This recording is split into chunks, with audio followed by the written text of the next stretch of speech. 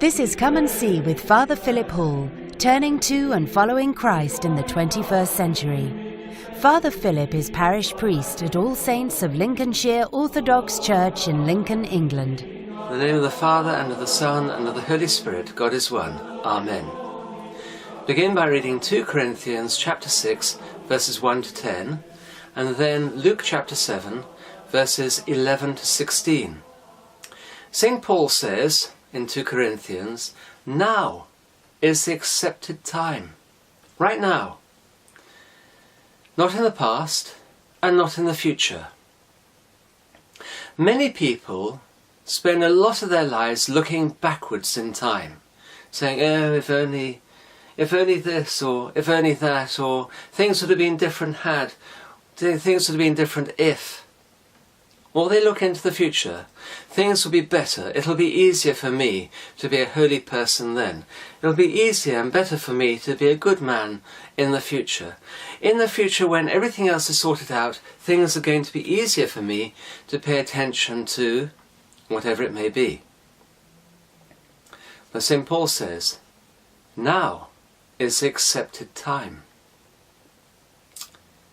Well, how many of us can change anything at all of anything that happened even 10 seconds ago?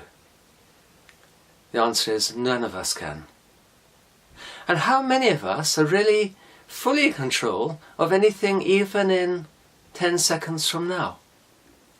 None of us are. We don't know what is even just round the next corner. However, every one of us is in charge of this moment. I can choose to carry on talking to you. You can choose to carry on listening to me, or to switch off this video or this podcast.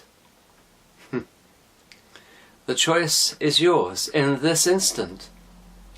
But now, right now, is also the time when you can find salvation, when Christ can save you.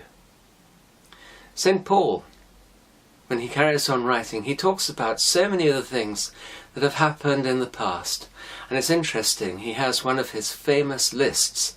In fact, I think he goes on and does 3 lists, all in a row. Some of the things are negative. He's lived through tribulation, need, distress, being beaten, imprisonment, tumult, labour, sleeplessness. But other things are from him. Those are things that happened to him. He has been patient. He's been fasting. He's kept purity. He's kept knowledge. He's been long-suffering and kind. He's been filled with the Holy Spirit. He has worked with sincere love. He's worked by the word of truth, by the power of God, and so on. Each of those things he had full control over only at that moment when he chose to show kindness. You can't be theoretically kind tomorrow. You can't be theoretically patient tomorrow. You cannot be theoretically pure tomorrow or the next day. You can't be full of the Holy Spirit tomorrow.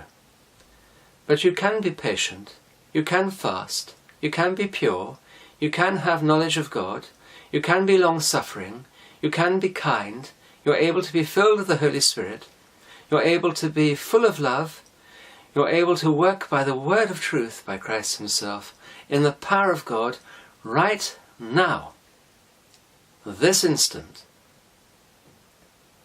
And God will then be standing by you, reaching out his hand to that dead corpse which may be you, and placing his hand on that dead corpse like the son of the widow of Nain, bring you back into true life with him. And that's how it is that we must all be living in this present moment. God bless you. Pray for me. Amen. Join us again next time for Come and See with Father Philip Hall, a listener-supported presentation of Ancient Faith Radio.